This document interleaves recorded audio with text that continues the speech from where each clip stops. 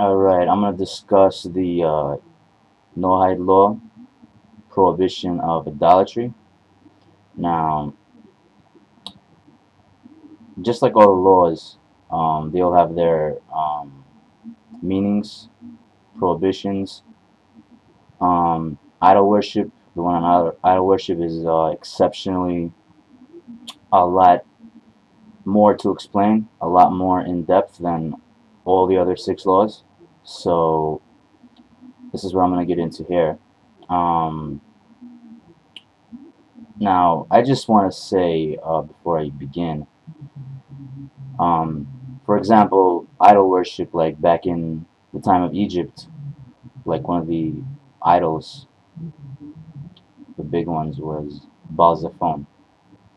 Um, the power of idol worship, idols could do lots of things before. It would be able to resurrect someone based on the negative side with lots of energy involved. Um, Back in the time of Moshe, for example, they would be able to communicate to each other from a distance, hearing each other's voices from a distance. Um, a lot could have been done, but there were sages from the past of the Jewish religion, Jewish sages which everybody basically prayed um, to have the power worship removed. So what did that do? Um, as we know, like each evil has its opposite good. So some of the opposites, you could say, of idol worship and the power of idols was power of idol worship was the temple, one, two, prophecy. Prophecy was removed. Um, the temple was destroyed too. So I'm going to get into a little bit about this later on. Just to let you know, idol worship is a very serious thing. And this power, this little problem is going to be is to be rectified from what I know during the time of the Mashiach's existence. Um, Basically, idol worship could get a person into serious trouble, serious things. I mean, it could do lots of things. So I'll get into that later. All right. Now, idolatry, meaning one doesn't serve any other than the Creator. One is prohibited of serving an angel, a plant, a star, earth, fire, air, or anything that makes up from these, and one may not say, I'll worship this, and by worshiping this and this, I'm worshiping God. By worshiping something and then saying you're worshiping God. God has assigned these things with roles of conduct in the world, and your responsibility is to God, not to his messengers or anything else, and anything in creation. This is how idol worship came to its fruition in this world. So they basically chose maybe to worship themselves or objects or whatever, and that generated lots of energy, which was able to do certain miraculous type things via idol worship. Um, so we're discussing one of the seven Noahide laws, which is the prohibition of idolatry, going in depth. Just a little intro. Idols are making anything and then worshiping it and doing everything for it. When one actually worships or serves the idol, that's when the transgression comes into effect. Partnership with God is a concept when it comes to idol worship, which with the means of there is another deity or something out there that there exists in partners with God, not even having to do with creation, and believing that it's true and worshiping it. Mind you, not knowing if it's true or not. So all stems from believing this one over here, partnership with God. It's a concept in the seven Noahide laws. So instead of believing, please know. We'll now get into what's to be used, what's a part of this law. Water, even that which are used for idol worship, are forbidden to digest. Decorating an idol and honoring an idol is forbidden. For example, anything that makes it look good by offering it, or anything to do with making what was toward the idol given as a gift where there is no idol, etc., etc. If something was prepared to be offered to an idol and was not yet offered, is permitted for personal use. One should not use anything found in the house of idol worship, even candles. Symbolically ascribing powers to an idol is forbidden as well. Offering an idol anything, even your urine or whatever, is a transgression. So they used to bring offerings to an idol, animals or whatever. The Hindu religion is something people need to watch out from. Not buying certain foods, incense. Pardon me. Certain groups selling things of that nature may have most likely been worshipped. I'm gonna get into the seriousness a little bit later. Just how crazy it could drive you based on research on idol worshippers. You're gonna like this. If someone slaughters an animal in accordance with the worship of an idol, transgresses. If someone lifts anything up and says, "You are my God," and any similar speech, that person may be liable for idolatry, even if he retracts and says, "This is not my God," based on the laws about courts, which is different law. So there are courts for the seven Noahide laws, which was since Noah's time. A lot of people need to wake up to now. Given today's society, most courts are corrupt, especially in the United States. Okay, a person is forbidden to pay anyone to make an idol for himself, even if there's no intention of worshiping it. It is forbidden to make an idol for someone else, even if you or the other person doesn't intend to worship it. By the way, permission is given to use force if necessary to prevent such activities. So we're discussing the law of the prohibition of idolatry on the universal seven Noahide laws.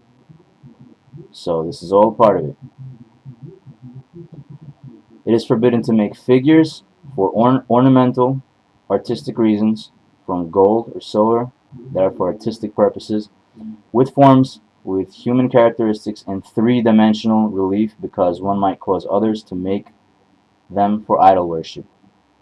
It is forbidden, even in two-dimensional, to form images of the sun or moon or stars or constellations or of the angels or of the four faces, which is of the chariot that Ezekiel saw in one form. It is forbidden to make images of the ministering angels that serve God. A sculpture of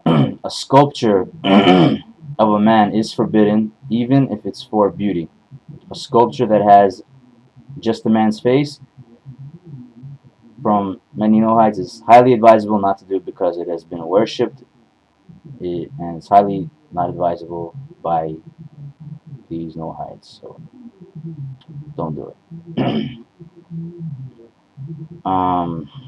It's not forbidden to hold images of a man unless it is distinctly the image of one worshipped as a god. Any other human image may be kept or held as long as the image is slightly distorted or damaged, such as by chipping the nose to dispel any suspicion of its being an idolatrous form. This act of damaging is called nullifying the idol. Now, I just want to throw a little note here. There's something called nullification when it comes to seven Noahide laws, when it comes to idol worship. I just mentioned the nullification process. Nullification basically has to be done by the person who worshipped the idol, as long as he's not Jewish. A Jewish person worshiping an idol must be destroyed. We'll get into that later. A regular Gentile, a Noahide, called Noahide, who observes the seven Noahide laws. Gentiles all really should. So should all Jews. So nullifying the idol is for Gentiles, and then you may use those objects that were once worshipped as idols or whatnot. One may not one may not make one form of all 12 astrological symbols together. This is all part of the law prohibition of idolatry. Keep in mind, nothing here is made up. This is all done via bookwork, research, learning, verification. This is like a piece of perfection as far as these laws are concerned right here. Presented. Okay, gazing at three-dimensional images of a man are acts that are spiritually damaging due to the areas inside that are energized, connecting to negative energies, negative people with the image they cause onto a human when possible, plus the damages they cause on their own. The three chief idolatrous images in the world are, keep in mind to remember this, the dragon, 1, the dragon, 2, a full figure of a man offering the beholder something from the palm of his hand. This is commonly found today in front of certain churches. And bear in mind, idol worship, idolatry once had lots of power, a lot more than before. Bear that in mind. We'll get into that later. 3, a woman nursing an infant. It's one of the chief idolatrous images as well. This is the idolatrous perversion of Eve, the mother of all mankind. It became the symbol of the Queen of Heaven and is an image that still pervades numerous cultures and religions. Of course, there is no Queen of Heaven. A seducer to idol worship is equally liable whether he uses the singular or plural expressions in his seduction by saying, for example, I will go and worship the idol, or let us go and worship this idol. He is a seducer to idol worship. One who convinces others to worship him as an idol and says to them, serve me, and they worship him, he is stoned to death. Of course, you take him to the courts where the 7 Noahide laws are enforced, and that's the decision according to the 7 Noahide laws. If they, on the other hand, accept him as their God and do not worship him, he is not stoned to death. That's an explanation as well. If a prophet prophesies, like back then when there were average prophets, prophesies the name of an idol, if he says this particular idol or this particular star said to me that it is an obligation to do such and such or not to do such and such as means of countering this idol, by the way, even if his words teach the law correctly, he is subject to the death penalty for idolatry. He shouldn't be saying the name of an idol, especially if it's in the future, because somebody might want to patent it for themselves. Very dangerous stuff. It is forbidden to establish a law or to refute a law by the authority of someone who prophesies in the name of an idol, nor is he asked to produce a sign or a miracle. A pillar that serves as a central point of idol worship for gatherings of people is a forbidden pillar, even to worship God. A stone floor with figures carved on it in order to attract the eye is called a figured stone and is forbidden. If one bows down in the honor of God on a stone floor with those figures made in these intentions, commits a forbidden act. One who bows on a floor like this transgresses if he bows completely in submissiveness. If a person bows to an idol that was placed with the use of a figured stone floor, whether it was placed there just to be before an idol, he transgresses the prohibition against idolatry. When one commits idol worship with no atonement, is supposed to be taken to a court that enforces the 7 Noahide laws, the universal 7 Noahide laws, and judgment is usually made for the person to be killed for idol worship, according to the teachers for the 7 Noahide laws.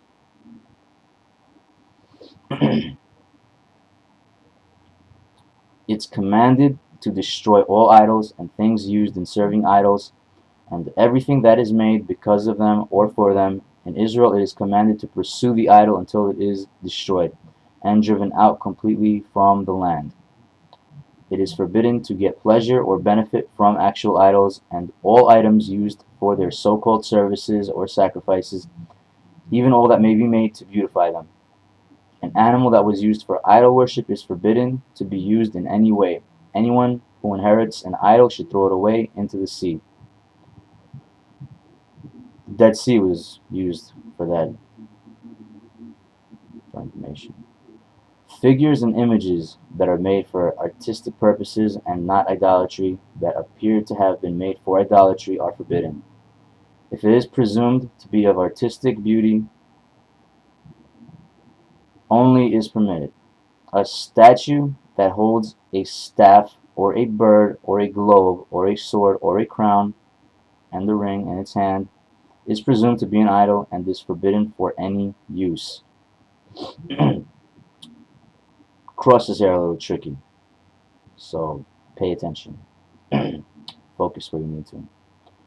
Crosses that are publicly displayed are in the category of idols, since people give honor to them, remove their hats before them, and bow down or genuflect them. Back in the day, they used to take their hats off to give honor to people, or even to idols. However, crosses that hang around the person's neck, not used for worship and is considered a memorial, is permitted. All determined under the guidelines to the 7 Noahide laws on what's considered an idol and idol worship.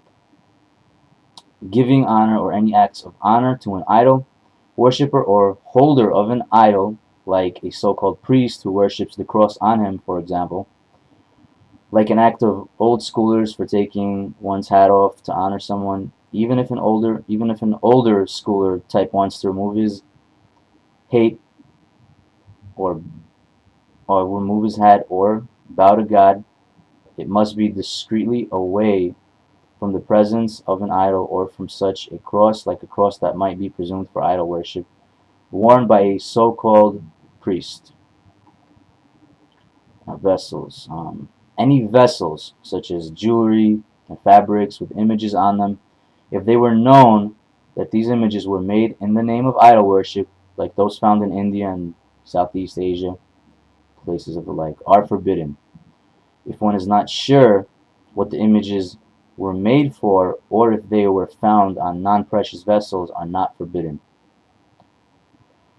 It is idolatry to consume a food or a drink with the idea that it is the substance of a god and that the person consuming them is that way assimilating the substance of a false god into his own being. It is forbidden to use vessels one finds which have the figure of a sun or a moon or a dragon if the vessel is gold or silver. If one finds a cloth of silk with scarlet color or rings or earrings with these figures on them, they are forbidden. Idols and other articles that are used for their service cause other objects that they become mixed up with to be forbidden, even mixed with ornamental figures. If a person finds money or vessels on the head of an idol, the items appear to be placed there as an expression sense with a feeling of worthlessness, contempt, it is permitted for use. Basically, they may have been put there to disgrace an idol, like they did back in the old days, and saying, look at this, look at the more important things in life than this, exclaiming a point by putting something on the head of an idol. If these objects appear to be there to honor the idol, they are forbidden.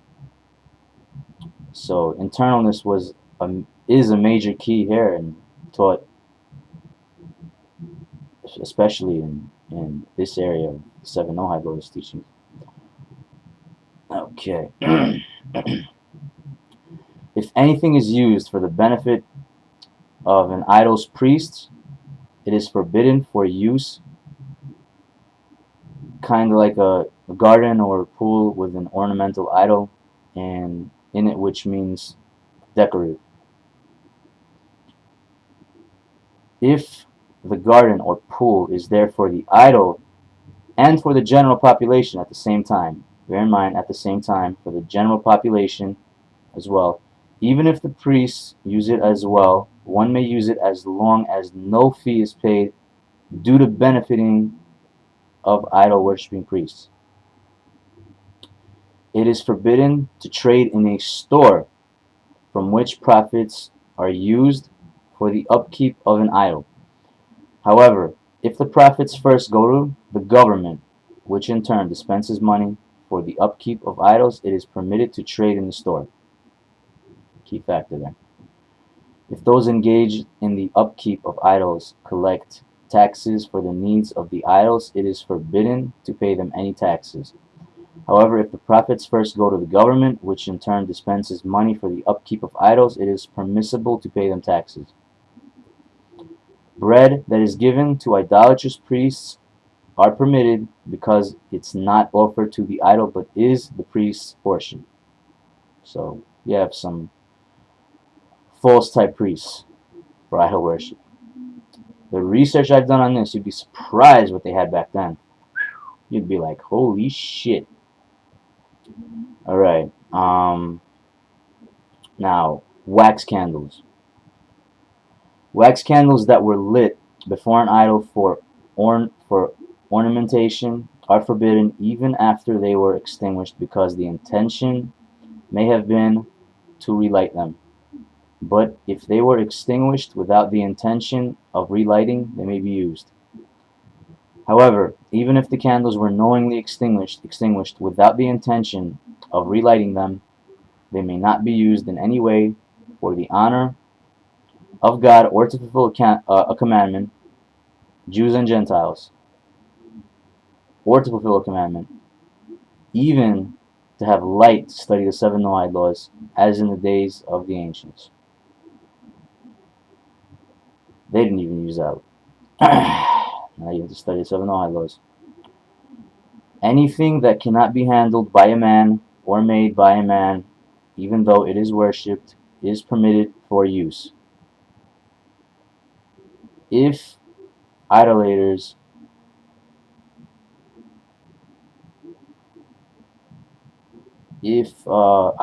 worship mountains or hills or trees that grow, excluding those planted originally for idolatrous reasons, public streams, keep in mind, not a private stream though, because it may have been dug for idolatrous reasons and may be forbidden, private streams.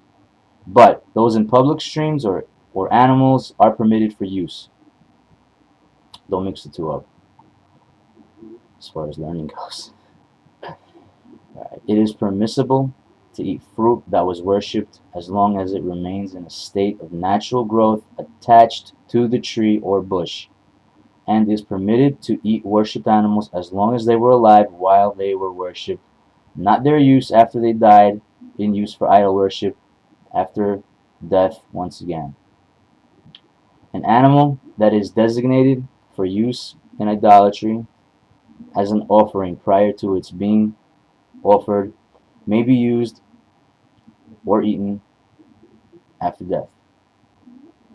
But once the animal is used for the idol, even in the slightest way after its death, it becomes forbidden. An example, if the animal has been slaughtered for idolatry, or has been exchanged for an idol, or has been exchanged for something that has been exchanged for an idol, it is forbidden.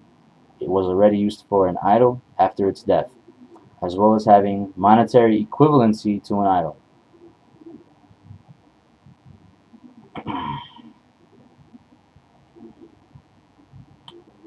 In the previous situation, it's assumed a person's own animal is used for idolatry. But when a person takes another's animal without permission and slaughters it for idolatry or exchanges it, it remains permissible for use. A person cannot cause anything to become forbidden which is not his own. So nobody, could take your, back in the days, let's say, your own animal and worship it and it becomes something forbidden. No, you can't do that. If one bows down to the earth in its natural state, the ground which he bows to does not become forbidden. But if he digs pits, ditches, or caves in the name of idolatry, this ground becomes forbidden.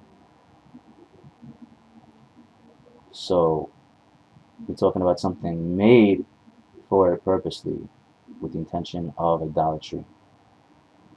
And we get into a little problems it can cause later on. Scary stuff.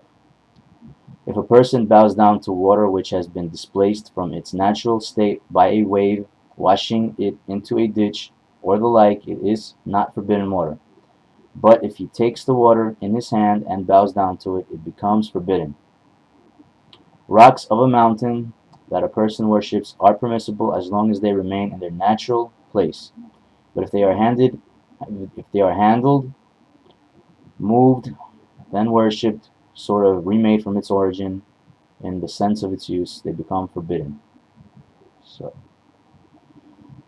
if a person erected a pillar or even set up a brick with the intention of worshipping it, but he did not worship it, then other idolaters came along and worshipped it, it is forbidden, as this is considered an idolatrous pillar.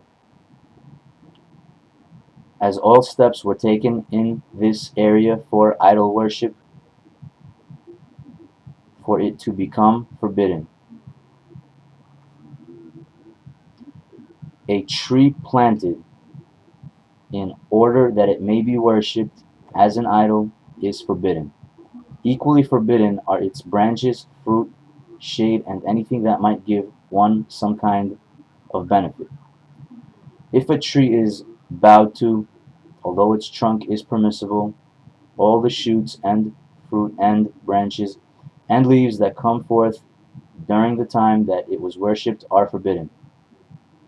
If idolaters watched the fruit of a tree and said that the fruit is there for them to make a drink for an idolatrous temple, and they made the drink and drank it on the day of their festival, this tree is forbidden. It is considered that they planted it for idolatry in the first place, and this is why its fruit was used. Based on spiritual structured determination and inner spiritual choice tests of right and wrong, which originated the core to this regarding this matter. If an idol stands underneath a tree, as long as it's there, the tree is forbidden. It is considered an accessory to idol worship, and any pleasure from this tree, even its shade, is forbidden. If the idol is removed, the tree becomes permissible, because the tree itself was never served as an idol. If a house was not made or served as an idol, but was renovated, plastered, and decorated with images that were designed, decorated in its surface, or carved in relief in the name of an idol, one should remove their renovations. They are forbidden because they were made to serve as an idol. Then the rest of the house is permissible for use. If one brings idols into a house, as long as they are there, the house is forbidden for use, as it is considered an accessory to idol worship. Once the idols are removed in a way that indicated a nullification of the house's use as an accessory to them, the house becomes permissible. If the idols were brought there by an idolatrous Noahide, and an Israelite removes it and removes them from the house, this does not represent nullification, because it may not be construed that the Noahide wishes the idols to remain, but the Israelite did not. Just as a Noahide brought the idols into the house, a Noahide must take the idols out of the house in order for it to be considered nullification. In order for it to be considered nullification of the house's status as an accessory to idol worship. One may not use a forbidden house in any way one may enter it or sit in its shade. However, it is permissible to pass through its shadows. It is forbidden to listen to the music, smell the fragrance, or gaze at the ornaments of idolatrous worship. Now, there is still music out there of that. There is still music out there of idolatrous worship. Yeah. One is forbidden to gaze at the idol itself. If an idol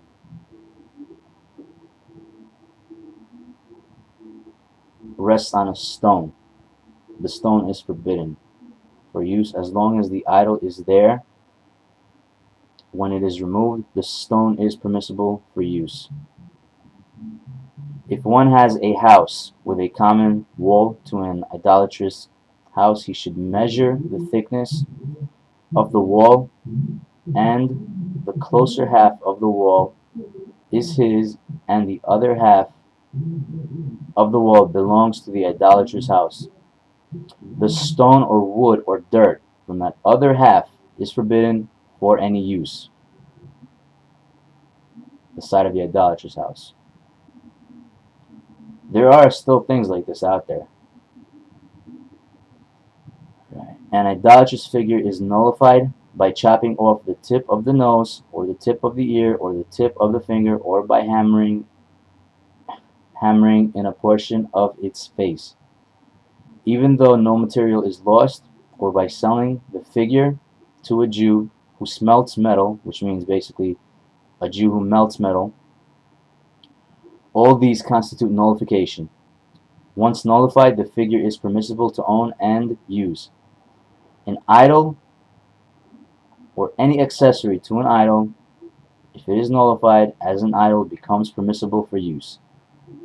But anything that is offered to the idol remains forbidden forever, and nullification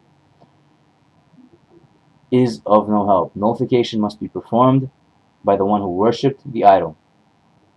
If one who did not worship the idol nullifies it, the act accomplishes nothing. An idol worshipped by Jews can never be nullified. Even if a Noahide owned it in partnership with a Jew, it is forbidden forever and must be destroyed. Similarly, if the idol of a Noahide comes into the hand of a Jew and afterward the Noahide nullifies it, his nullification is of no help at all. It is forbidden forever.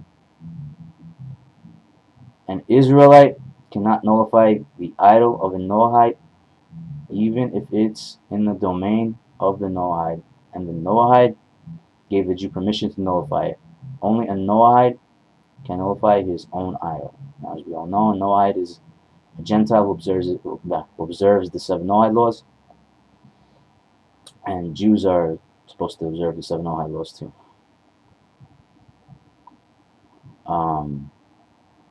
Who keeps the 7 Noahide laws?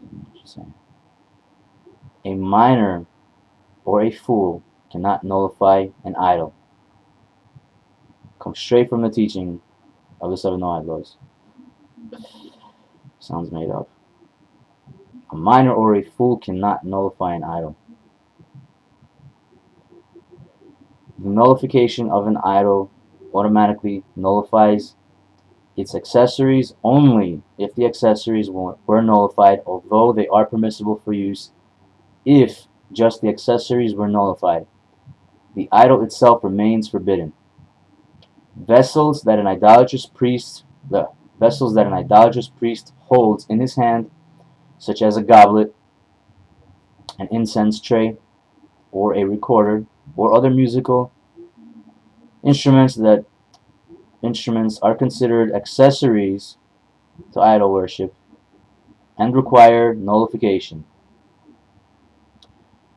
If the idolatrous figure is given as a collateral or sold to a Noahide or to an Israelite who does not smelt it, or if it falls onto a garbage pile and is not cleaned away, or was stolen by robbers and the articles were not reclaimed, or if one regardlessly, it is forbidden because it does not constitute nullification. If the worshippers abandon an idol and it is a time of peace, it is permissible for use because it is considered nullified. Since they did not take it with them, it shows they no longer value it. But if it is a time of war, it is forbidden because it is assumed they abandoned it only because of the war. If an idol broke in half by itself or by accident, the broken pieces are forbidden until they are nullified. If one finds broken pieces of an idol, they are forbidden because it is possible its worshippers did not nullify it. If the idol was made in pieces that fit together so that the average person could reassemble it, one has to nullify each separate piece. If the idol cannot be reassembled, only one limb needs to be nullified. An idol's altar that becomes damaged is still forbidden for use or for any gain or benefit until the major portion of it has been smashed by the idolaters. One who consorts, this is a part of the teaching of the one of the Noahide laws, prohibition of idolatry. This is part of it, by the way. One who consorts with ghosts or raises spirits to know hidden things or to know the future, and who does it of his own free choice, of his own free will, who does it of his own free will and intentionally is liable, who does it of his own free will and is liable for idolatry because he does it intentionally. A Noahide is permanently warned about these so that he can never claim that he did not know of the law. This is something that's passed down among Noahides. Nice. If a person stands and burns incense and waves a myrtle branch in his hand and speaks whispered words to summon a being, then hears the summoned being speak to him, and if the being answers what it is asked in words that are below the earth, in a very deep voice that is not recognized by the ear but felt in the thoughts, that's how it's explained. And if the practitioner takes the skull of a dead person and offers incense to it and uses arts of divination with whispers and various other rituals to the skull until he hears a low voice proceeding forth from under his armpit, all these acts come under the category of raising ghosts, and the practitioner is killed for doing them. According to the seven Noahide laws, the universal seven Noahide laws, especially in a court, it is a matter whether a Noahide is forbidden to perform acts of witchcraft. If the final law is, according to those who forbid it, the wizard or witch is found and given the death penalty of stoning. Now, many countries, by the way, like Middle Eastern countries or America or European countries, okay, all this witch shit, and many are dead because of you. This country particularly has innocents in graves because of all this witchcraft that you've allowed. I mean, a person could, pick up the phone and dial 911 and say a witch has done this and this to me, possibly. The person feels very, something very serious. Maybe a person's body is freezing without actually feeling cold on the outside, and you let the person die instead of being so-called authority type figures, maybe, and finding maybe people who can check on what these things are, kind of like Israel back in the days used to do via their honorable, dignified Kabbalists, unlike today's days, and bring the witch to justice. Witches today's days have caused many torturous deaths. Keep in mind, the 7 Noahide laws are to be enforced. All countries get rid of corrupt judges. One of the 7 Noahide laws is set up court systems of justice and bring offenders to justice. Do your job, because there are lots of Kabbalists very pissed off in Israel right now, and they know what's going on. So I advise you to do your jobs. Okay, continuing on. There is also a question on today's correct teachers on the 7 Noahide laws, whether it was a law or not, regarding the dispute concerning the permissible of divination, of the act of divination, of the act of interpreting signs. Some say it is forbidden and idolatrous, while others say it is permissible. This is what I read from a book when I was doing research on putting all this together. So, researched a book, maybe another book, checked a couple books, looked in a couple places, so I put this together. So this is what they say here, as far as this little thing goes. Some say it is forbidden and idolatrous, while others say it is permissible. The act of interpreting, of divination, which is nonsense, by the way, is the following example. It's sort of superstition. By the way, there's a different kind of divination that's fully based on the truth, which is not the nonsense that I'm talking about. All right. So continuing on. Now, this is an example of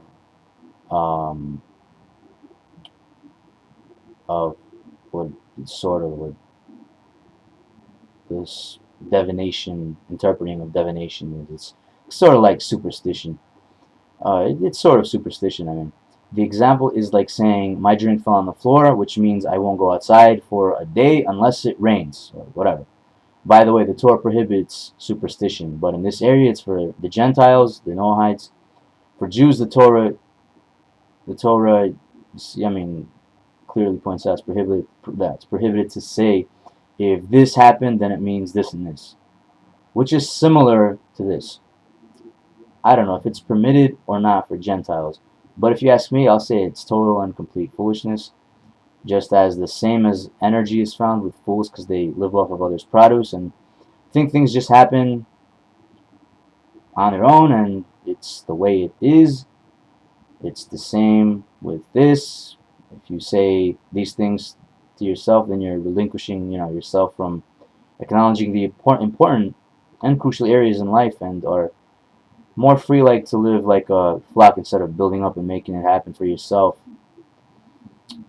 Like I'll compare it to prevention of growth for oneself, which leaves you vulnerable to sickness and problems, which can lead you to death eventually due to this, even if it's in 80 years. So if I had to hold a position, I'll say it's like killing oneself foolishly internally, all the way to the external, whether you try to or not, and this is wrong. So you got lots of fools who don't know exactly what they're doing and they just want to quit. Therefore, they're not going to have too many obstacles. You give up on one part of your life, it's as if other people become your masters, because you're not going to stand up for it, are you? Alright. If this happened, then this means this. The Torah prohibits this for Jews. It's listening to one saying it will be good to do this and not good to do this. That's superstition. Well, around there. Divination, interpreting toward the truth, can lead to answers of truth for life purposes, but interpreting other than the pretenses and 100% base at the core of truth and via knowing, person can know answers this way. But to just say this means this without 100% processing internally, etc., is totally wrong. The Torah says interpreting based on signs is BS. In other words, it said something else, that it's nothing basically, but this is my way of putting it. If you asked me on divination based on my digesting, whether I know if it was permitted or not, I'd say it's permitted. From the angle given to the fact is like, I mean, if you think about it, if you try to do divination with truth, and truth only, you'll get to knowing lots of answers. There are lots of people out there who've done it. They're pretty on point on certain things. All right. Also, if a person proposes conditions saying, if such and such happens to me, then I will do such and such, but if it does not happen, I will not do it. He is performing an act of divination. Now, keep in mind, there's an act of divination, there's divination, so it's like, sort of like kind of maybe two different things. The problem about an act of divination is energetic conditions, and if you'll be able to do something, will you, God forbid, maybe be sick at the time and won't be able to do it, or will you not be able to due to different reasons, different conditions in the world? Are circumstances likely to change? Also, will you be able to come through? And if you can't, will you have left someone robbed internally with the promise you said you would do? Would they have been robbed internally due to the fact of you not performing an act for them, and this act would have gotten them to other places, like maybe you promised to give a job position or something, and they have now been robbed because they have no job position, and they internally, without knowing, consciously relied on this condition, and basically are now faced with the loss inside in life. Is this not an act of self-worship? The concept of divination to me seems to be the concept of the act of divination seems to be idolatrous worship. So they're saying, if this and this happens, then I'll do this and this. So you can dig in and understand it if you want to. Divination is one thing. The act of divination is another thing. Divination is not punishable by the courts. This is what I learned then. No room for difference of opinions when it comes to the 7 Noahide laws. I put my foot down and say that. A person who acknowledges a sign or something that already happened is not practicing divination. One who uses illusion to captivate the spectators by showing them things that are not in the natural order of things, and who make it appear to the spectators that the illusionist did a miraculous deed. He is in this category, and such actions are forbidden as they lead to idolatrous practices. The prohibition of magic. Listen carefully. The prohibition of magic, not speaking of black magic, but there is a prohibition of magic.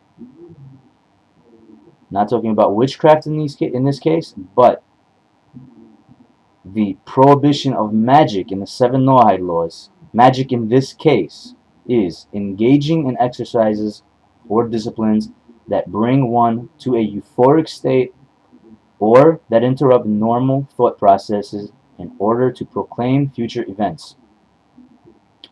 One might say this and this will happen in the future, or it will not happen. They've altered your lives and fixed energies according to their lives this way. Forget this shit. Or you might say it is advisable to be careful of so and so, all based on superstitions and sending energy in different spiritual areas by basically what they told you, and the whole nine is just a lot to get into. Not good, basically sending energy in different spiritual areas. Not good for one's life energy. That's magic. It is forbidden to practice magic or consult one who practices magic. Any transgression, keep in mind, outside of the jurisdiction of the courts The transgressor is punished by the hand of heaven. What's for the courts? Human beings bear responsibility for acting and for not acting one way or the other. Remember that.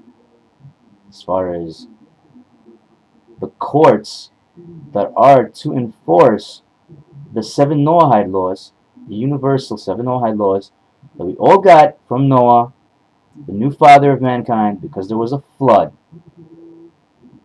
So, other countries, please pay attention when I'm kindly gesturing here. Stop acting like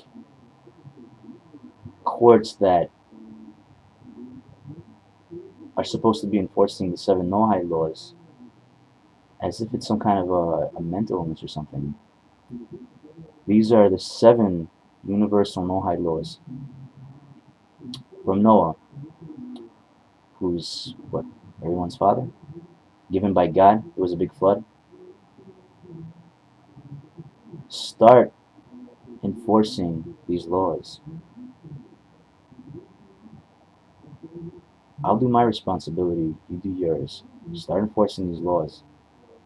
There are too many things that are going on because everybody who's in a position of court or some sort of stupid judicial system or a judge's system treating the 7 Noahide laws as if it's some sort of a mental illness.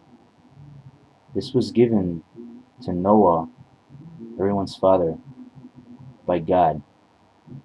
Jews would be pissed if they realized this, consciously. This is for Jews and Gentiles to follow the 7 Noahide laws. You've got corrupt judges, all kinds of things going on. Just the other day, somebody said, they heard of a story of somebody saying, this and this goes against the 7 Noahide laws to a judge in court. The judge automatically gave the case away because he said something about the 7 Noahide laws. What kind of shit is this? Back to the topic. It is forbidden to be an astrological observer of the times. What is an observer of the times? It is one who gives certain times that, according to astrology, indicate that such a day is good and such a day is bad. Such a day is proper to do so, and so on. Such a day one should not do this and this. Or such a year or such a month is bad for such a thing. There's such a thing as days having certain forms of structure, maybe, or years, leap years maybe, have their own, maybe difference in spiritualities or whatever in, what's presented out there in the atmosphere of life. But to have people, saying this is not good during this month, that's this is not good during this month, that's not good during this time, or go pursue relationships during this time. The power of idolatry here, folks, goes against the 7 Noahide laws. So chill out. Astrological forecasts are in a different category from using astrology to understand a person's characteristics and natural tendencies, the latter being a permissible practice. Observing of times is forbidden even if the observer of times does not perform any action but merely conveys falsehoods to gullible people and convinces them that these are words of truth and contain wisdom. All who conduct themselves and their activities because astrological forecasts working at a certain time or traveling at a certain time determined by the astrologers transgress the law, but the courts do not punish them for this. Now, what is a charmer in this particular case? As this Noahide book I have over here, there's a different book from another one I read. From a Noahide book I have here that describes. Now, what is a charmer in this particular case when it comes to 7 Noahide laws? here it describes, is called a charmer. What is a charmer? One who bullshits you, basically. This is one who speaks words that are not of the language of people and have no essence nor understanding, quote unquote. None of the vulgar sounds or words spoken names of the charmer contain power to cause harm, nor do they do any good at all. But gullible people accept such things to the point where they will believe a charmer when he says, if you will say such and such to a poisonous snake, it can do you no harm, or if a person has such and such said to him, he is protected from harm.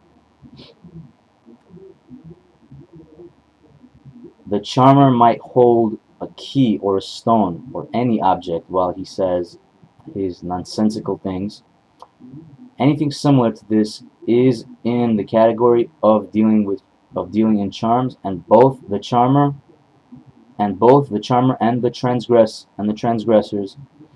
and both the charmers and transgresses the law, but neither are punished by the courts.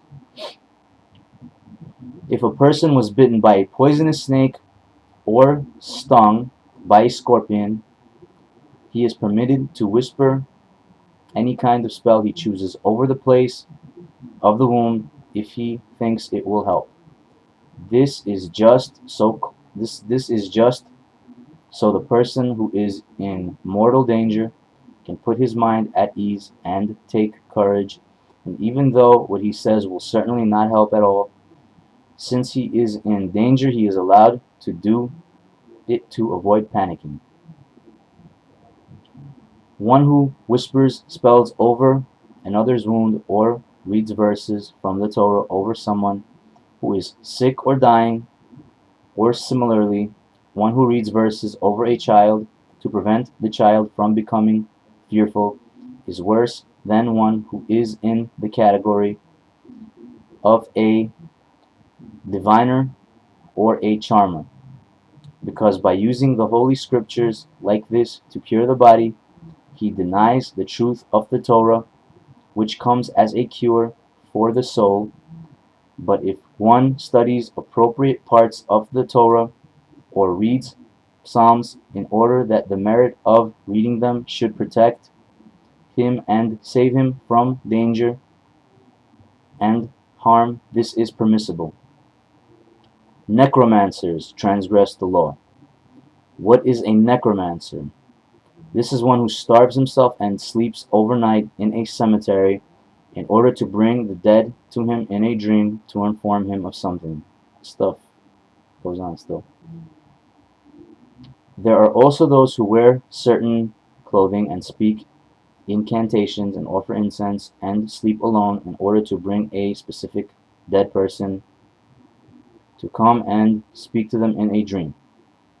In general, all who do various rites, which are ceremonial type of things in order to summon the dead to learn information, are in the category of necromancers, and they transgress the law, but they are not punished by the courts for it. It is forbidden to seek advice/consult one who raises ghosts or spirits, because these practitioners are liable to the death penalty.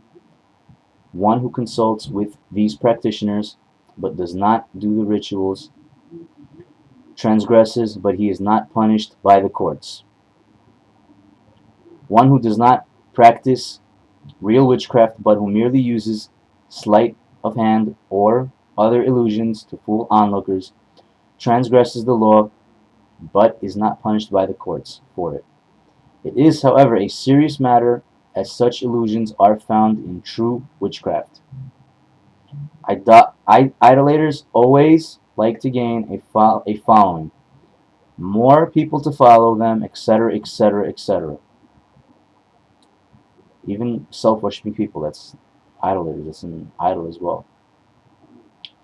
That's what happens when you're worshiping someone. In a sense, you're following them. To Jewish people, keep in mind the Torah says, be wholehearted with the Lord your God. knowing and putting your trust in God, knowing that everything comes to you, anything that comes, anything and everything that comes to you comes from Him. All to bring you to your life's potential, achieving your mission, dreams accomplished. Alright, we're at a little conclusion. Basically, I want to discuss a little bit on what the power of idol worship is, um, what it used to do, what it possibly can do nowadays. I mean, it's nothing nowadays. Is not like what it was before. All right. Tell you, I did a little research, found a few texts and writings, and a few interesting type of people who did lots of research on ancient idol worship and the stuff that they've dug up on, by astral projectors as well. Lots of things that lead to the ancient times of idol worship. Um, let's see here. Basically, I just want to start off with saying the power of idol worship, the general power of idol worship, was taken away due to the prayer of the sages of a certain generation many years ago, which is recorded in the Talmud, because it was so strong, so powerful. People were tempted, etc., etc. By the age of Mashiach, this power will be dealt with and beaten once and for all. I mean, keep in mind this. Now, it says in the Torah, God buried Moshe opposite Baal Zephon in Egypt. Opposite, I mean, what am I saying? God buried Moshe opposite of the idol Baal Zephon, because he counters it just by being there, I guess. Now we all need to understand this one thing. When you have, let's say, a certain power, a certain strength in evil, let's say, there's also most likely opposite, in sarcastic terms, most likely I said, but there's, usually like an opposite that is on the good side. So there's good and evil, right and wrong. Now, what happens, let's say, maybe example in school, right? You have a star athlete, right? And then you have another guy who's a bad kind of guy, and he built his way up through the side of evil. Now, he has to be defeated because he did all this evil. Now, how do you defeat him? The good guy, with what he represents and stands for, defeats him the right way, the way he ought to be defeated. Now, what happens if you just remove this guy, the evil guy, and you take him out of the school and he's never dealt with? He becomes a problem in life, a bigger and bigger problem. It becomes more to deal with. And he's a class wrestler, let's say, for example, and you removed him from the school without his defeat, when you knew in your conscience, deep down inside, it was the right thing to do because it was right. And the good guy who was a wrestler in school, for example, the standards have suddenly went down. He's not becoming as great a wrestler as he should because he has to adapt to what's around. I mean, let's face it. They're in high school or whatever. You have less better wrestlers. You're gonna have to wrestle on lower levels. You're not gonna be as great as you were. You'll finish him quicker, maybe. I mean, or you might go lower in levels just to not be bored. I mean, to make yourself better in life. If all you're doing is wrestling and living for wrestling, you'll most likely outleague them because that's where all of your energy is, that's where your focus is. But if you're a good person in life who goes the right way, the good way, 100%, it's not just wrestling, it's life. Wrestling becomes a tool for what you represent. So let's say you're focusing on life now with this guy outside of the school. Internally, subconsciously, deep down inside that this is something for you to deal with because all the foolish people made it harder when they knew it was right on the inside to match you with this guy in wrestling and you'll defeat him. You'll defeat his heart. You'll defeat him in his heart. You'll defeat him in his ego. He'll never dare want to do this kind of evil again. So the standards go down, and once you remove the stepping stone to the next level of greatness, like the evil guy, instead of being able to help him or maybe defeating him in just wrestling, which would have ended him because he saw what the produce of idol worship, for example, did for him in wrestling in high school, which is a good example. So the same thing is, so does the good and the evil go down in the area of the wrestling, of what it could have done. Now it becomes something else. Maybe it becomes, other circumstances and more crucial circumstances. What I'm trying to say is, once these sages made the prayer and not wanting to deal and defeat the power of idol worship once and for all, it's like closing it up, putting it away for heroes of the future generation to dig up on this and deal with it and finally defeat it with whatever it is represents. Or it's like saying, the heroes of the time of Mashiach, or even Mashiach as a Mashiach himself, let's put this problem away, close it up, put it in a little box, and we'll leave him with a surprise. Or other people who have to deal with it. That's not, to the sages of this generation, I say, what kind of a Jew are you? I say that's Chil Hashem. Knowing to people who strive higher in life, when you want to hit the next level, you suddenly feel this spirituality. You're like, what is this? What's standing in my way? I don't know what it is. And then it takes for you to see a person worshipping a washing machine or something, and then you feel it. You're like, oh my God, this is the problem. And you know spiritually how this guy is just blocking everybody from being happy. And you see the insanity on the face of a man who worships idols.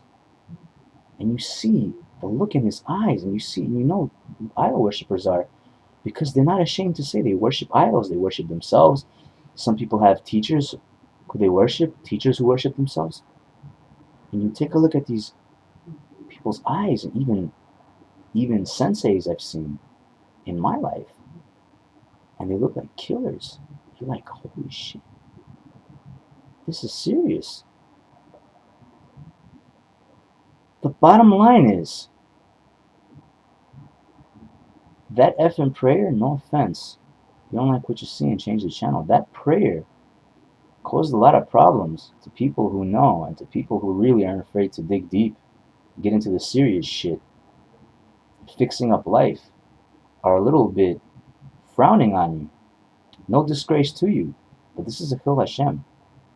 I want everybody to understand this right now. Now, what I'm about to say.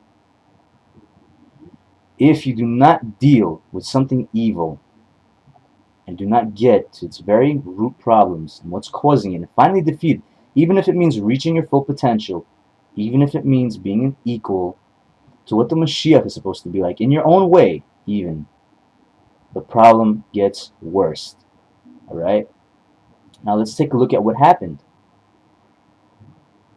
They made that prayer. Heaven was in on it. You know why heaven accepted this? To remove the power of idol worship? And still more and more has been produced, the people worshiping idols, but his stuff was just not working. Is because nobody alive in that generation, and the next generation after that, would be willing to fight against idol worship and what it was and what it did. Nobody would be willing to fight against it. They all wanted to be removed, like cowards.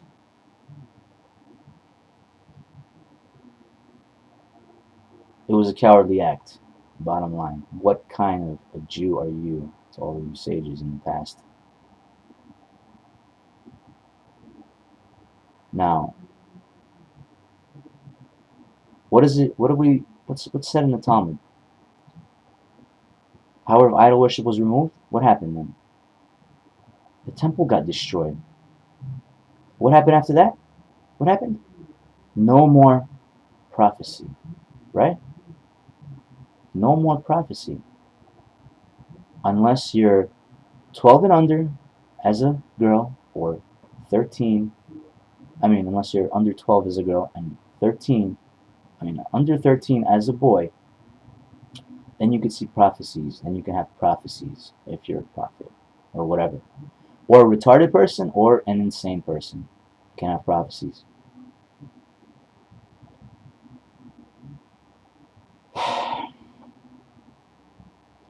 You know what's weird is I once had it was a retarded person next to me who looked horrified right when he saw me.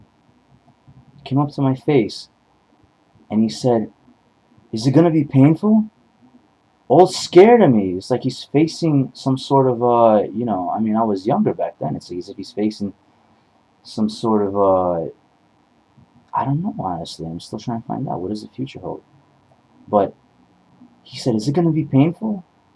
And he's telling, he runs away from me for some reason. I wasn't chasing him or anything. He falls down out of some sort of a scare. I'm trying to go up to him and say, what what's wrong? He just wants me to get away, so I got away. And he's saying he saw me doing something. I don't know what. I don't know what, honestly. But they said he has visions or something, and please, don't take this personally. Please walk away from him. He's afraid of you for some reason. That totally blew my mind. That totally blew my mind. For somebody who wants to reach potential of, let's say, my area, my mission in life, personally, I want to reach the potential. I want to reach my potential. I mean, you have a lot of big people, a lot of big names for the future. There's many that the Torah speaks about in a time of Mashiach. There's Mashiach ben David, who I sure as hell want to reach that kind of potential in my own way, in my own right, for myself, in my own way. That's what he's about. People reaching their potentials, their own potentials. That's what Mashiach's about. And you have Mashiach ben Yosef, and then you have other people. So the problem here is, what I want to get into, why I'm making this sound so serious, is the research and the things that I found out of the ancient times of idol worship before this prayer took place, and heaven agreed to temporarily remove the power of idol worship until the time of Mashiach. There's a little secret on that. I'm not going to even spill on that one. For the generation and the people of Mashiach's time to be guided in some way, spiritually, without knowing what they're doing, to finally put this power out. Now, why does all these things, let's say, the teaching of the seven Noahide laws speak about, about not going into, pits that are dug or caves or whatever that has to do with idol worship? Back then, idol worship is the power of whatever's being worshipped. Now, it could be people, it could be things, it could be a way a person feels, the energy that they send forth. Not literally sending forth energy, but the energy that's, what's the word? I don't know, metaphorical conversing, causing more energy, negative energy, bad energy, death energy, we can call it. To basically, of the subconscious of its worshippers, is what it's really about. The idol that's being worshipped is really the subconscious of the worshipper that's causing a lot of things. Now, it generated so much energy to produce, let's say like there's something called a spiritual miracle maybe, right? Instead of building a phone physically, you somehow spiritually build it. You're able to pick up a phone and hear it, but you don't see it. And you hear a person's voice. Maybe it's your brother's voice that you hear from far away, and you're like, I hear it, but I don't see him. Ladies and gentlemen, back in the times of Moshe and back then before the prayer of idol worship to be removed, this is a problem that existed in the worlds before. The idol worship, you'd be able to talk through idol worship, only for bad reasons though, for evil intentions. You'd be able to hear the voice of your brother if he's in a different country. How did many people die of idol worship? You'd be able to hear the voice of the person worshiping an idol, whose energy became so powerful, kind of like Pharaoh, for example. From certain recordings and lots of research from certain things, from certain people. I already had the hunch about this. You'd be able to hear the voice of the worshiper loud without him being there. It would be so loud that it would go all the way to your ears. You could freaking die from that shit. Also, how do you not get affected if it becomes loud to your ears? You have to stop listening to it. Back then, everybody used to maintain a stance to themselves internally, not to just listen for no reason, because it might provoke an idol, a worship, to be loud to their ears. Now, let me tell you something. We might not have this today, but dealing with the energy of this shit, dealing and defeating whatever spiritual power this might have had, or from the past, or whatever the hell it was, it's a lot of stress. It's some serious shit. You could die from trying to rectify what idol worship was in the past. For professionals only. If you know how, if you really reach the point of knowing what it is and how, you know what you're dealing with when you're trying to take your next step in life, because this was in your way. You know, there are many people who actually try to reach that kind of point, and they started fixing up what idol worship is. In this generation, you'd be surprised how many. Even former idol worshippers. Now, what else did idol worshiping do? The power of idol worship, you would be able, I'm not talking about astral projectors putting something into your body or some shit like that. I'm talking about, pardon my language, I'm talking about you'd feel things going into your body, and you'd start flipping out or whatever. Or you'd feel choked, or you'd feel lots of things. I'm not talking about a person choking you or some shit like that. Or maybe through astral projection. I'm not talking about that. I'm talking about worshiping the idol, and from your subconscious wanting it to happen, and it builds up so much negative energy that actually does that. There are people who left notes on things like this, on what idol worshiping was back then. Even the generation that got the prayer, and the sages of that generation knew that in heaven they okayed this shit for the time being. Pardon my language. They okayed this for the time being, for the power of idol worship to be removed until the days of the Mashiach. Or any heroes before the days of Mashiach who would want to rectify it even a little bit. I mean, the Torah says Moshe, God buried Moshe opposite Baal Zephon. Baal Zephon was known as the major, biggest idol, especially at that time. And the exception is one of the major, biggest, or was one of the major, biggest worshipped idols. So powerful, people don't know where it is today. I mean, the people in Egypt who really knew where it was, they all freaking drowned in the sea. You know what I'm saying? Now, there are lots of people who are idols, you could say, worship themselves. Others worship them because they produce some sort of power. And speaking to these people, just for the sake of, for professional, speaking to these people who come to, kill innocent people for no reason, fighting these people, preventing them from, hammering away at somebody in a mall who's innocent. You know what I mean? They are very nuts in the mind. People go crazy with this. There was a kid in school one time, I remember, when I was a kid, somebody younger than me, starts worshiping something, or himself or something. He nearly snapped. You'd see this crazy look in his eyes. People who worship idols get lots of energy, usually lots of energy, so much that they go crazy. He used to be able to resurrect people through evil only. And once the energy runs out, the person dies. That's idol worship. Only through evil, though. It could heal you only for evil. You want to go the right way? You getting sick again. You got to handle this stuff on your own somehow. You got to handle this shit on your own somehow. Same as people trying to get away from idol worship. I've never worshipped idols, but knowing people who were very close in school or whatever, in their own, knowing other senseis and shit, they had lots of problems getting away from this stuff. It ain't easy rehabbing from this stuff. Idol worshippers, people who are worshipped especially, have produced, idol worship has produced some of the biggest killers and murderers that people have known on the face of the earth.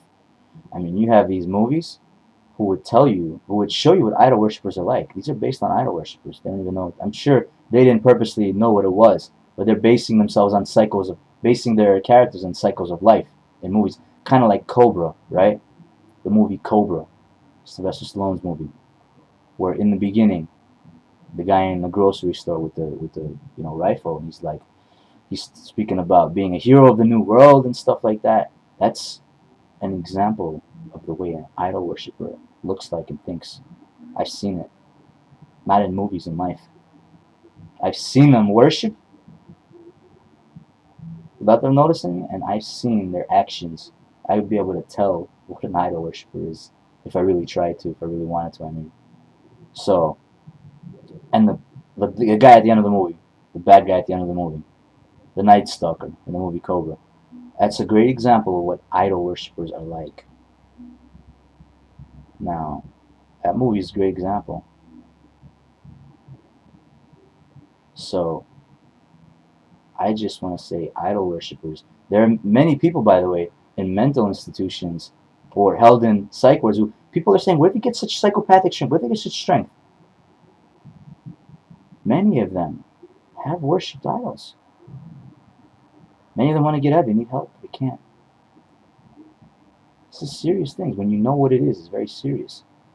Idol worship could kill a person in the most torturous ways. Even the energy alone could produce so much sickness in the atmosphere. When you're saying to yourself, I'm supposed to be feeling better now. I've accomplished what I want to accomplish. And for some reason, I feel like my positive accomplishments, that good energy that I produced out in the atmosphere for everybody to enjoy, just an example, anybody can say this, is suddenly being put into some sort of a nasty, torturous feeling, and it feels like you're going to be tortured if you enjoy this area of life spiritually. The feeling, a feeling. Why? Then the person who's been causing this all the time, and it's on the inside, it's on the inside of him, based on spewing his venom, sounds like, never mind, spewing his own destruction from within.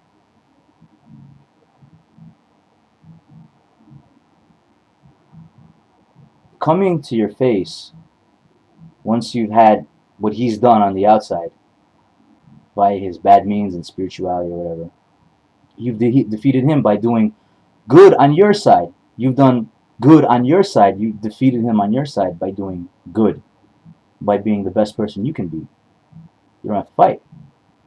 So he comes to you to fight because that's all he's got. Why? Because he's living off of you. What idol worship has done to the atmosphere and has built up since the generation that prayed and that didn't want to do anything about idol worship and defeat it once and for all, when they could have, really, with lots of effort, caused lots of bad energy, and because of this reason, we're on a much lower level than they ever were back in the times of Moshe, back in the times of Moses, back in the times of King David. It's like we have to work bits by bits, maybe in light years, if people like to put it as a joke. I put it as a joke, to even get to areas that they have spiritually. Prophecy, gone, right? Temple, gone. Thank you very much for praying to have the power of idol worship removed. By the way, back then in Egypt, there were times where idol worship, where the power of idol worship got so bad, is that everybody in the world were hearing the idol worshiper's voice, and everybody in the world was scared to confront the idol worshiper, and the idol worshiper was scared of himself and everything else, because he wanted out and he didn't know how. And too many people are worshiping when he wants to leave. It's like you have to get lucky to leave instead of facing it head on. So I'm not talking about the voice hearing that people hear in psych wards and stuff like that. They hear bad spirits, people who've died. They're able to hear stuff. Maybe it's other things. Maybe they're ghosts, whatever. Maybe they're spirits, whatever. I'm talking about idol worshipping stuff that I've researched And based on many people's leaving information in their lifetimes, there were times the whole world was hearing these things, and the way it would go is that they don't listen. Everybody individually had their own problems. They would all just sit one fantastic night, they hear it too loud, and they ignore it. Many people died from it. They didn't know how to stop listening to it. Many people wanted to worship idols more on top of that to hurt other people. Bad people like that. Now, how did you defeat idol worship back then? By living, walking, ignoring it, doing good things. Idol worship was so bad that people used to hear shit right before they were about to start making love to their wives. It there's a whole list that I've got. I'm not gonna even say it all here. It's just too much. What idol worship was, and the power. Why I'm a little upset. Why I'm so upset, I should say, is that because this power of idol worship that was removed, we're all in today's days. I mean, many people are on much lower levels and are not even in the places, in the areas where, in the highs where Moshe or King David were back in their generations, which makes it very hard for redemption to take place. Makes it very hard for people like Mashiach ben Yosef. The lifeless part, you could blame on that. He wouldn't have been lifeless had it been days like the time or whatever. If he is even lifeless at this time, whatever. There's Mashiach ben David. There's many other tzaddikim, many other good people who could be made names just like they were back in biblical times. You've taken away something that you could have defeated. And they did not want to go through all of it because it would be a global effort by the whole world. Instead, people like holy people, whoever, have taken on what they knew spiritually and knew what the problem was, where everybody around them is not intelligent enough, and everybody around them, they have to work their way around everybody just to make it work again, and removing this power. I mean, you'd have idol worshippers in the world. I mean, let's say you beat the power of idol worshippers, many people put together with all their hard work of all time. And you have idol worshippers again nowadays, still causing problems, still doing the same thing. When they're ready to go free, they just want to do bad, you know. So it could really, idol worshiping is very, very serious, and the stuff that it produced back then is very serious because you had most authoritative figures not wanting to do anything for everybody except cover their own backs when idol worshiping got bad and the power got bad. The power of idol worship got so bad that people were tempted to worship idols because they become so powerful and do so much bad to people. Cause lots of suffering, lots of torturous conditions, and lots of torturous deaths, all by way of an idol. Because it generated so much energy and it produced miraculous types of evil works. You have in the 5 books, it would say, you know, if there's somebody who's able to do miracles and stuff like that, maybe he did something that looked good. Maybe it was for the evil, right? And he says something in the Torah is not to be followed. Well, what do you think it's talking about here? I mean, I'm sure nowadays everybody, you know, doesn't understand to be on the point spiritually where Moshe was, where King David was, King Solomon, etc. You have to do a hell of a lot of work. This is the generation of the redemption. People who hold the knowing of what it takes to get redemption and what redemption is, people who have nothing better to do, maybe deal with redemption and you know, accomplished people dealing with good things or whatever, who made it happen or made it work for themselves in their lives as far as jobs and anything is concerned. And it's in their responsibility, placed by a God, probably. You could say it's in their conscience. They feel responsible to do something to make things right, and handling the path to clearing all the nonsense to make redemption possible. There are many people out there today doing these things. You got to work around everybody else nowadays because people don't want to stop with their small nonsense I mean, everybody lost out. The fact that that power of idol worship was removed, and the temple lost. I mean, how else are you gonna get the temple rebuilt and privacy restored once this power is dealt with? When you eliminate that power, you bring everything else back to the good side, back to the right side.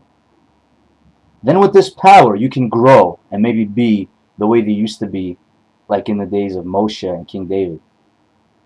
It speaks for itself. The temple was destroyed. You could see what the Talmud says. Prophecy was removed when opposite via idol worship, the power of idol worship was removed.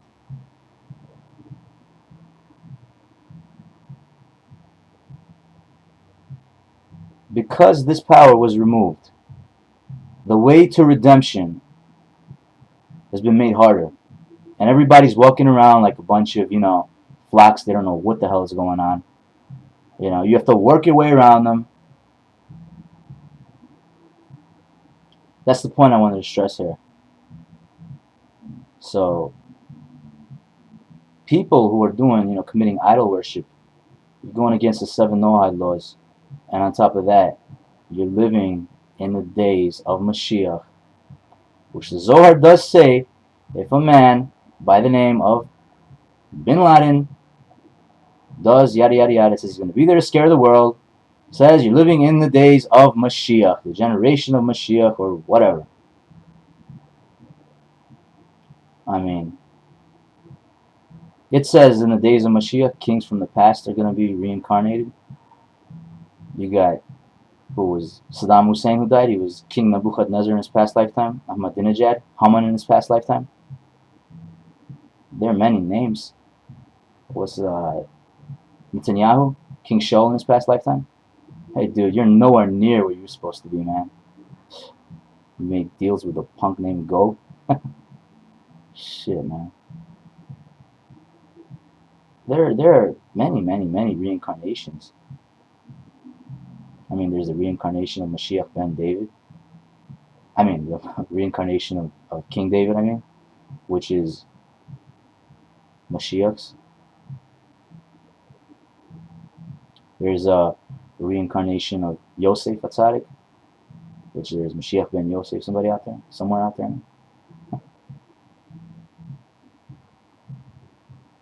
So, to idol worshippers, you've been warned. I mean, maybe there are not too many courts around handling all this nonsense, but I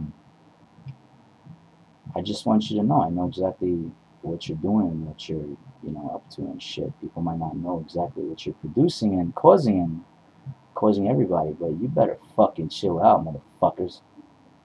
Stop this shit. Pardon my language. That's the only way to get through. It's an inconvenience. It's an anti-life to everybody. For anybody doing idol worship, it's the worst. All right, we could be enjoying parties, weddings, lots of other things. We don't need this bullshit in our lives. You do idol worship, you create a whole big negativity in the atmosphere, and it feels torturous spiritually for everyone. I mean, there are times you're standing outside or whatever, or on a bus stop or on a train, and people are like, do you feel that? Do you feel that? Some psychopath suddenly walks, runs in a few minutes with a knife or whatever, trying to attack an old man. Somebody was forced to throw him through a freaking train track, for crying out loud. They said he was a very crazy guy in his head for some reason. He looked very crazy, very... The people that I've seen in my life, there were certain dangerous senseis to students. And he told the students to worship them. This was when I was a kid. I had to kick this guy in the balls and call cops just to catch this guy doing something very dangerous to one of his students. A student went in by himself and said, Gabe, I think you're going to call the cops now. I'm like, holy shit. Shouldn't have done that. But I'm just trying to say, it produces the worst masterminded psychopaths. Osama bin Laden, idol worshiper. They get so much energy for evil and for destruction. And look at the shit that they've done. Okay? Gog, I have no comment. Gog is smarter than Laden. The fact of the matter is, when you commit the sin of idol worship, and people are not taking their next steps in life, not going out enjoying the fresh air because they sense something that their soul gives them an indication that they really need to just be careful of when they're walking around, maybe to avoid a bad, a bad something that'll interfere with your happiness or anything. Because if there are things that interfere with your happiness and you're not happy anymore, that's interfering with your health. You're causing people to die. You're causing people to be unhealthy. To idol worshippers, hey, it's nothing personal. No offense, but I advise you strongly repent and retract from all this shit. You know what it's doing to you. You know what's doing to your soul. You know what's doing on the inside of you. You know what's done to your soul. I mean, you know where you're going. There's nothing but hell waiting. Fuck you, idol worshippers. You see, people might not know what it is spiritually, what it's about, but I do. You might think, nobody knows the insanity type of, I'm not going to call it insanity, the psychopathic shit you have in your head due to this stuff, and the stuff that you could produce if you could. Had you got lucky or got the right opportunity, what you cause on the world. Hitler, idol worshipper, no doubt about it. Serious shit. Germans, you want to know the secret? They worshipped Hitler. Look what it cost. You want to know what idol worshipping energy is like? Look at the Holocaust. The Jews asked for it there. They knew the shit that was going on there. Little research I did. They didn't want to leave. Hitler warned, he told all of them, leave. Gonna make a war on you. They didn't want to leave. Alright? Sad stories, huh? Take a look at what it produced. There's the power of idol worship for There's idol worship for you, even without the power of idol worship being present or whatever. Look what it cost. Look at the energy it produced. Look at what it caused people to do, even without the power, huh? You want to know how serious it is? There are people walking around who are Hitler types. Those are idol worshippers. So that's my point here. This is the way to get through to you. So, world, wake up. Osama bin Laden, idol worshipper. Other people, Ahmadinejad, idol worshipper. Wake the fuck up. Alright? Seriously. Courts that enforce the universal 7 NOAHIDE laws?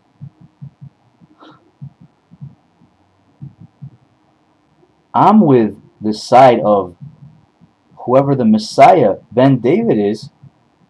After reading what I learned about him, saying he's going to tell people to basically, something about, following the 7 NOAHIDE laws and stuff like that. I'm on his side with this. Am I claiming to be a Messiah? No, I don't think so. But, I'm on his side as far as idol worshiping goes. The 7 NOAHIDE laws, idol worshiping. These two, idol worshiping, idolatry, prohibition of idolatry, and set up court systems of justice to bring offenders to justice. These are two things that I don't mind, displaying here or there, advertising on here. You need to set up court systems of justice and bring offenders to justice, especially to the 7 NOAHIDE laws. You failed to do this for a good long time. Nations of the world. No offense, nothing personal. This goes out to everybody. God brought a flood on the whole world. Noah, everyone's father, everyone's new father, a new father of mankind. Do we not descend from him? Because of sexual immorality that happened. I mean, do we need a similar reminder through other means? Everybody used to follow the 7 NOAHIDE laws. Jews, Gentiles. What the hell happened?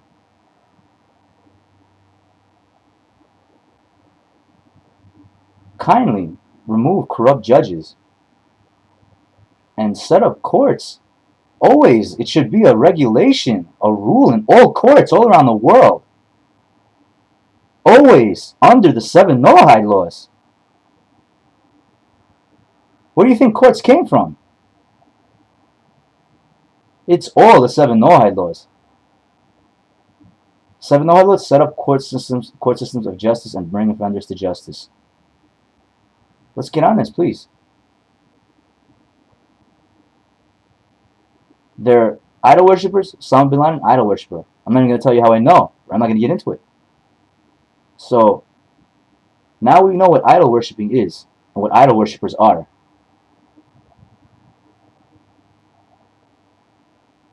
Let's take some action as far as the 7 Noahide laws go.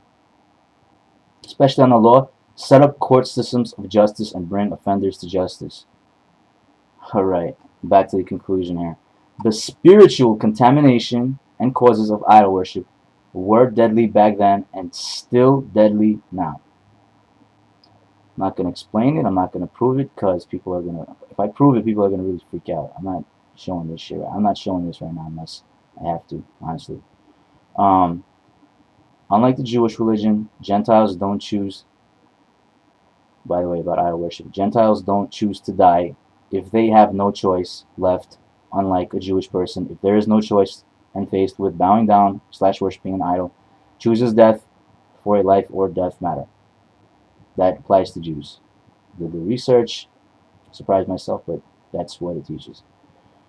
Okay, it's no secret that many Noahides choose to follow the Torah and observe its commandments, etc., or most, or some of it for reward or to be closer to God. When it comes to idol worship, if your life is at stake, observing the Torah's commandment to Jews and dying, if no choice, that's for Jews. Gentiles, you may not. All the research I've done, this is the truth that was taught, as far as I know. Read something, dug in. So, the Torah is an obligation to Jews, not Gentiles. Don't make an accident there. A mitzvah, a commandment to Jews. Any kind of worship other than God is within the prohibition of idolatry. Alright. Nothing personal, just made the point that I thought I should. So it was right, so I did it. Okay, Mashiach now.